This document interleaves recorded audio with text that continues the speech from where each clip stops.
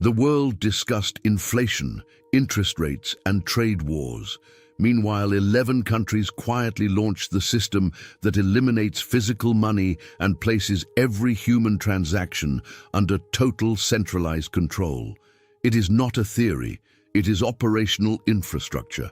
And there is a text written 2,000 years ago that describes exactly this, not as a possibility, but as a certainty. October 2020. The Bahamas becomes the first territory in the world to launch a central bank digital currency on a national scale. The system is called Sand Dollar. International financial press coverage is indifferent.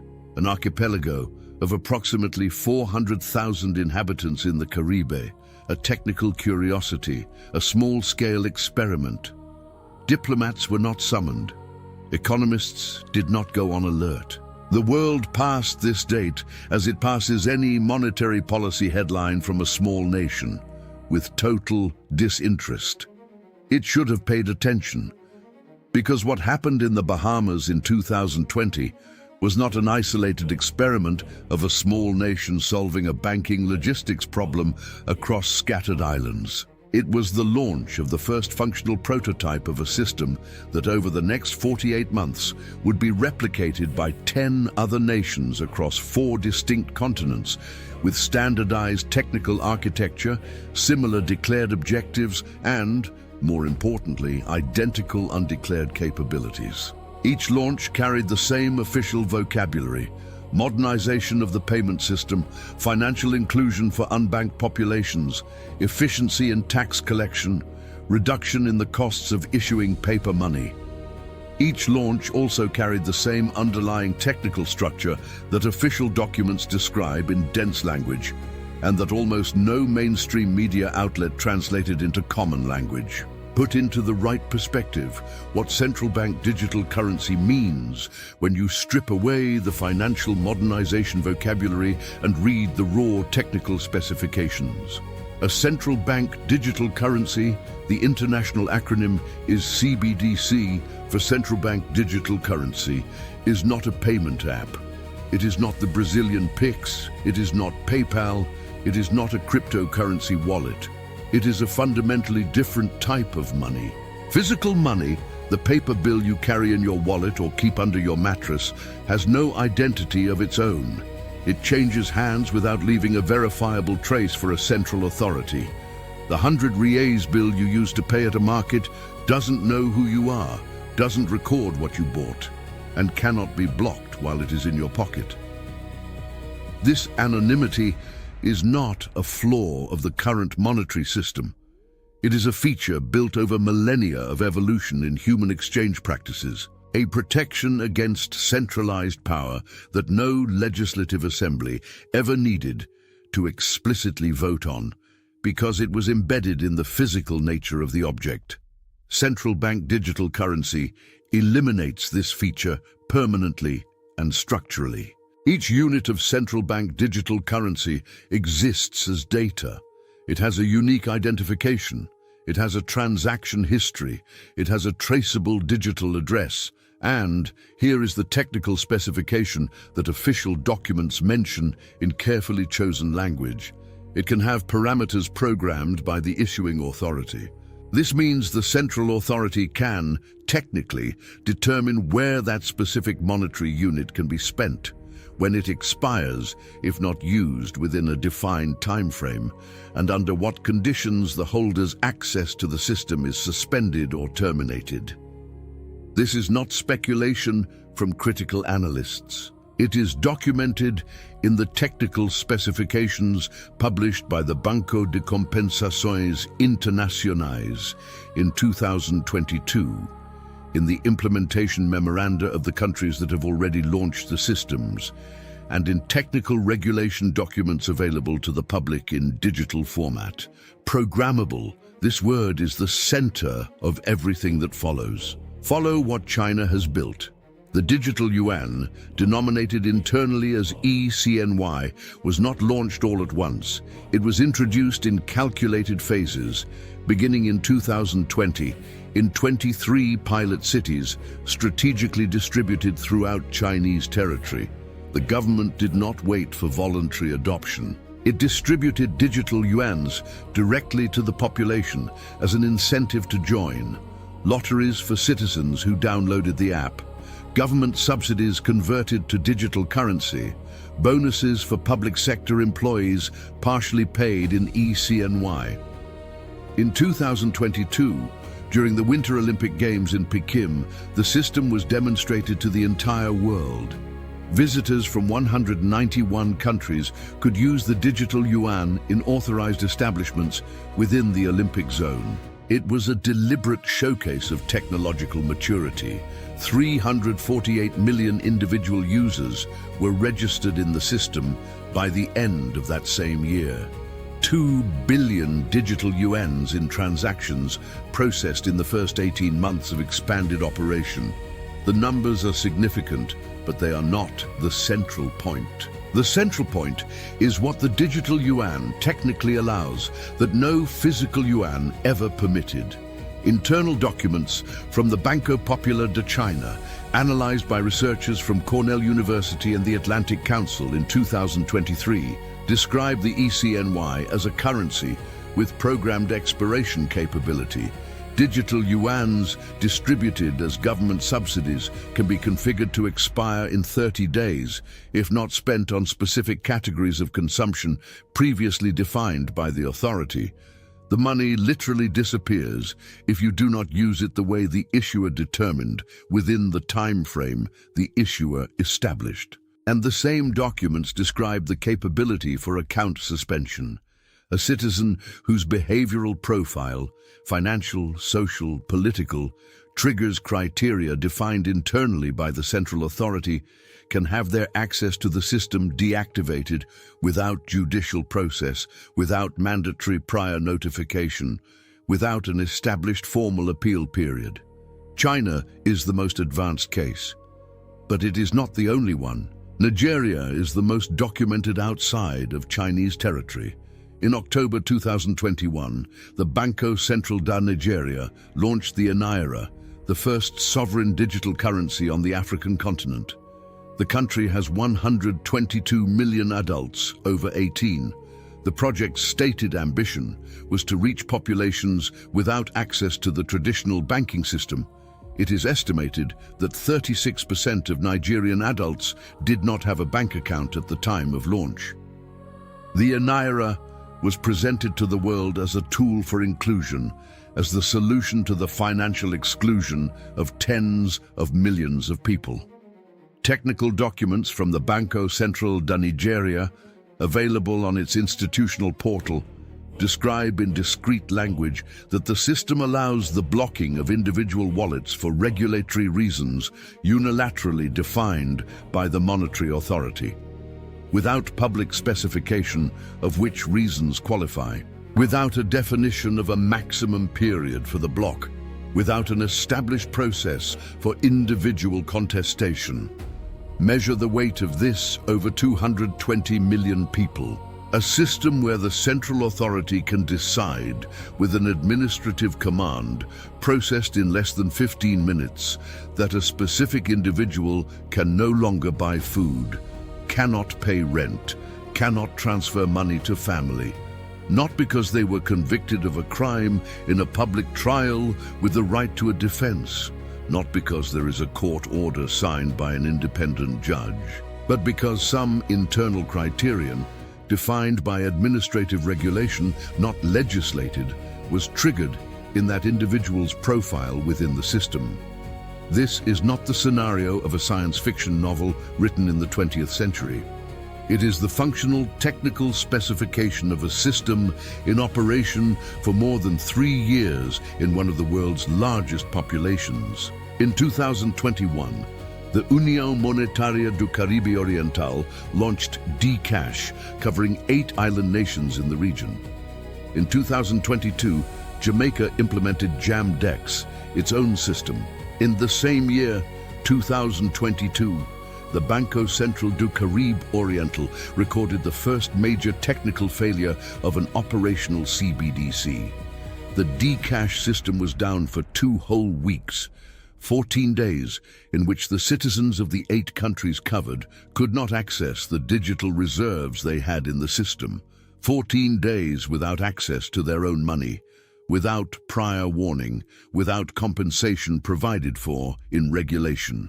The incident was reported as a technical infrastructure issue to be corrected, but it demonstrated, on a real scale and experienced by real people, what it means to depend entirely on a centralized system to access one's own purchasing power. A system that can fail, that can be suspended, that can be turned off by a technical or political decision of an authority you never elected and who is not directly accountable to you. This risk is not in the system's sales reports. It is in the 14 days that 400,000 Caribbean people spent unable to use their own digital money. 2023. The Banco de Compensações Internacionais publishes its annual CBDC monitoring report. The number that appears in the document is 94. 94 nations in an active stage of development, pilot, or implementation of central bank digital currency. 94 countries that represent combined more than 95% of the global gross domestic product. The report mentions that 132 countries in total are in some stage of exploration or research into CBDCs, which represents more than 80% of the 189 member countries of the Fundo Monetario Internacional. 80% of the world.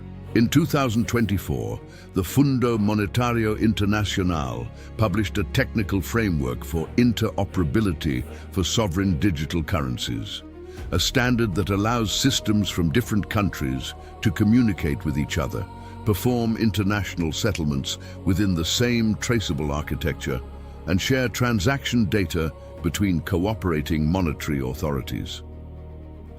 The name of the document is XC Platform, a digital currency platform for international transactions. The language of the FMI is the same as always: efficiency, inclusion, modernization. The underlying technical specification is something else: a system where a transaction between a citizen of country A and a family member in country B is recorded simultaneously by the monetary authorities of both countries, with the technical capacity for intervention by either party. Tracking does not stop at the border, and you need to process what this means in historical terms before you process what it means in prophetic terms, because the historical dimension is disturbing enough on its own. Every project of total economic control in the history of human civilization has failed because of the same fundamental problem: granularity. The capacity to reach not just the economic system at a macro level, but every specific individual, every individual transaction, every isolated act of buying and selling by anyone, anywhere.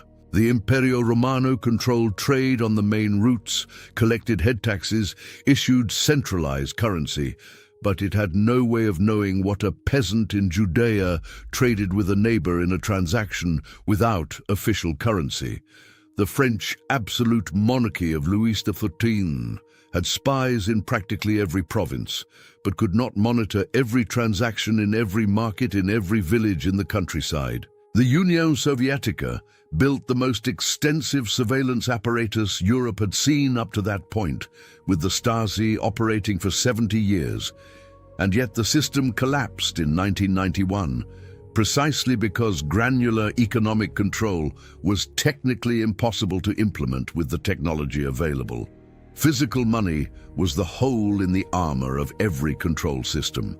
Physical money allowed for invisible transactions. Central bank digital currency sews this hole shut permanently.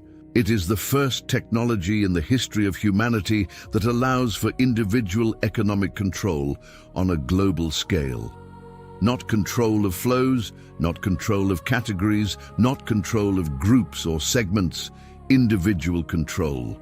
Every person, every transaction in real time, 4,000 years of human monetary history, from the first exchanges with barley weights in Mesopotamia to the cryptocurrency wallets of the 21st century, and this technical possibility has never existed until now. This is where the ancient text comes in, with a precision that cannot be explained by purely secular analysis. The Book of Apocalypse was written approximately at the end of the 1st century of the Common Era, about 1,930 years ago, depending on the academic dating adopted. The text is specific and functional in its description. He caused all, both small and great, rich and poor, free and slave, to receive a mark on their right hand or on their foreheads, and that no one may buy or sell except one who has the mark. The language is not that of abstract religious persecution. It is the description of an economic mechanism with identifiable characteristics, universal in scope, technological in implementation, exclusionary in operation. A system where participation in the market is conditioned on compliance with the central authority. A system where those who are not within the structure cannot buy or sell. For 19 centuries, readers and scholars debated the nature of this text. Was it literal or symbolic? Physical or spiritual? A prophecy about the Imperio Romano, about Napoleon, about Hitler, about the Union Sovietica, about the microchips that began to appear in the decades of the 1980s and 90s. Each generation took the most advanced control technology available in its time and fit it into the text as a possible fulfillment. And each generation was partially satisfied with the explanation, but never completely, because no previous system achieved the functional precision described. The Imperio Romano marked its soldiers, controlled trade on the main routes, but could not individually determine who bought what in every market of every city on every day. The closest attempt in modern history was the Chinese social credit system, implemented starting in 2014, but even it operated with physical money as a parallel alternative still available, which made the control incomplete. Central bank digital currency with the elimination of physical money removes this alternative permanently. There is no longer an informal market paid in cash. There is no longer a physical cash transaction that does not appear in any record. There is no longer the possibility of a family that has lost access to the digital system buying food from a neighbor with a paper bill. If physical money has been eliminated, and the elimination of physical money is the logical and technically necessary consequence of a complete transition to CBDC, because a control system that coexists with a non-traceable alternative is a structurally incomplete control system. There is no way out outside the system. The ancient text described this impossibility of exit with precision. No one may buy or sell. No one, not some. Not those who actively resisted with weapons, not just declared criminals, no one who was not within the structure. There is a human dimension to this transition that the technical reports from the FMI and the BIS do not capture in direct language, and that you need to process before analyzing what comes next. Think about who is most vulnerable in this architecture of control. It is not the rich. The rich have specialized lawyers. They have assets distributed across multiple jurisdictions. They have physical gold in private vaults. They have real estate that holds value independently of the digital monetary system. They have relationship networks that function in layers beyond the conventional banking system. The maximum vulnerability lies with those who depend entirely on the formal system to survive. The salaried worker whose paycheck drops directly into the account, the retiree whose benefit is deposited digitally, the small merchant whose inventory is financed by a bank credit line, the family that receives a social transfer from the government. For these people, who represent the absolute majority of the population in any country in the world, exclusion from the digital monetary system is not a manageable inconvenience. It is the elimination of the capacity for basic subsistence. A family that receives social benefits in CBDC format and has their wallet blocked for a regulatory reason cannot buy food. Not metaphorically. Literally cannot buy food, cannot pay the electricity bill, cannot renew a basic health plan, cannot pay for transportation to work. If physical money has been eliminated, there is no alternative route. There is no neighbor who accepts a cash payment. There is no street market that operates without the system. Exclusion from the digital system is exclusion from the economy. And the Book of Apocalypse describes this exclusion not as punishment for a specific crime, but as a consequence of not being within the structure. The criterion for exclusion is not proven guilt, it is non-demonstrated compliance. Look at what happened in Canada in February 2022 with the conventional banking system, which is still infinitely more legally protected than any CBDC. The Canadian government used emergency legislation to freeze the bank accounts of participants in the truckers' protests in Ottawa. 148 accounts were blocked in less than 72 hours, without an individual judicial process for each holder, using financial transaction data to identify donors and participants. The conventional banking system, with all its century-old jurisprudence of depositor protection, with all the judicial oversight system that took centuries to build, was enough to do this in 72 hours. Now imagine what a system with programmatic blocking integrated into the currency's architecture, without the need to go through the conventional judicial system or the intermediary banking system, can do with the same action in 15 minutes. It is not necessary to imagine a totalitarian science fiction government. It is only necessary to logically apply the documented technical capabilities to the behavioral pattern already demonstrated by functional democratic governments. The Book of Apocalypse adds a geopolitical dimension to the system it describes. It was given power over every tribe, tongue, and nation. For 2,000 years, this phrase was treated as hyperbole characteristic of the apocalyptic literary genre, the exaggerated language of prophetic vision. Today, with the interoperability framework of the FMI being discussed in concrete terms of implementation by representatives of 189 member countries, with 94 nations actively developing technically compatible systems, with the BIS coordinating technical standards so that these systems can interconnect globally, this phrase stops being hyperbole and begins to be a technical specification of financial architecture. Every tribe, every tongue, every nation, the architecture is being built with exactly that reach declared in institutional documents signed by democratically elected monetary authorities. And here is the detail that separates CBDC from any previous instrument of control in history: structural irreversibility. A country that eliminates physical money and migrates entirely to digital currency has no simple way back. The infrastructure of physical money, the mints, the distribution systems, the banknote security protocols, the transport and custody networks, takes years to dismantle and decades to rebuild with equivalent quality and scale. The decision to eliminate physical money, once made and executed, is not a policy that the next government can simply reverse with a law. It is an infrastructure change that binds all following generations. One generation chooses, all others inherit. And the Book of Apocalypse does not describe a system that lasts an election cycle or a political generation. It describes a system that reaches global scale and structural permanence. A system that, once implemented, is not removed by an election or a conventional political revolution.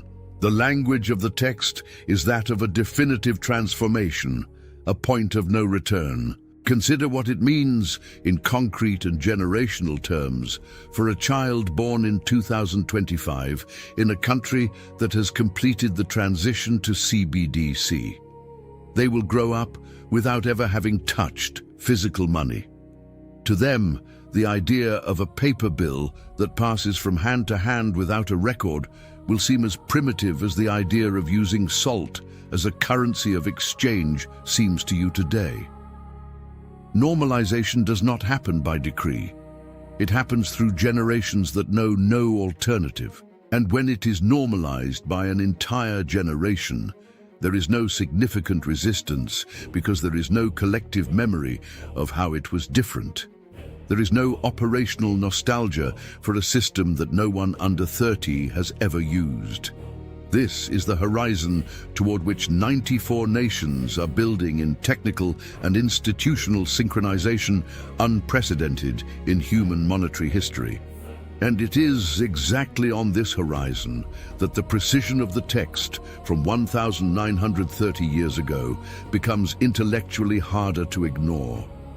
Not because it requires religious faith to be processed, but because it requires intellectual dishonesty to be discarded. A text written when the most advanced writing instrument available was a reed dipped in ink, in an era when the greatest known civilization used minted metal coins and records on perishable papyrus, described with functional precision a global economic system of individual control that only became technically possible 20 centuries later. The question is not theological, it is epistemological.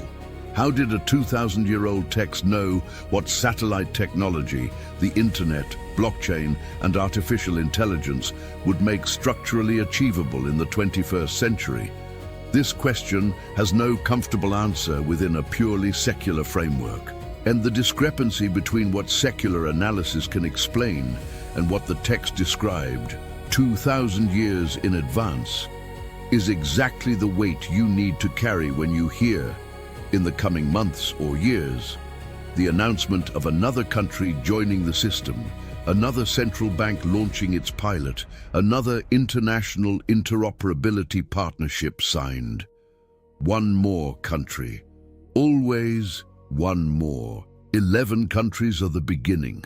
The Banco de Compensações Internacionais currently records 94 nations in an active stage of development or pilot of state digital currency. The system is not complete. It is being finalized. And when it is, the architecture of control described in the Book of Apocalypse, buying, selling, existing within or outside the system, will have a physical address, technical protocol, and legal jurisdiction on every continent of the planet. The Book of Apocalypse did not describe a religious symbol. It described an economic function, the capacity of a centralized system to determine who has access to the market. For 2,000 years, this function was impossible to implement. Today, it is called modern monetary policy. The text did not need faith to be fulfilled. It needed technology.